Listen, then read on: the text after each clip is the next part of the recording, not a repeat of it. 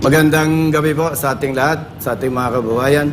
Ang una pong priority na bibigyan ko po ng attention kung pala rin tayo na maging senador ay ang protection para sa mga kababayan ng nating motorista Luzon, Visayas at Mindanao. Dahil kapansin-pansin po, simula pa nung maraming taong nagdaan, masyadong talamak, rampant ang pang-abuso sa hanay ng mga ito. Lalo na po sa mga motorista na nanggagaling pa sa Visayas and Mindanao.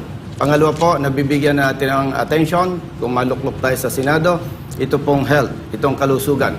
Nung ako po ay naluklok dito sa Kongreso bilang nominado ng One Rider Party List, kapansin-pansin po na napakaraming pera ng taong bayan ang nasisira dahil po sa kalusugan. Nasasayang ito sapagkat ito pong ating mga tinutulungan ng ating pamahalaan ay may mga malulubhang sakit na kung saan ay ating pinanghinayangan dahil parang sinusuportahan natin pero alam naman natin na hindi na magtatagumpay dahil may maluba silang mga kalusugan at sakit.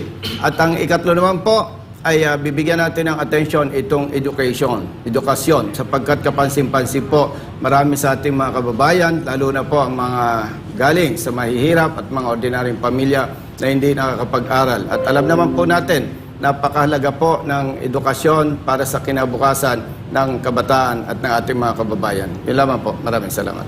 Maraming salamat po.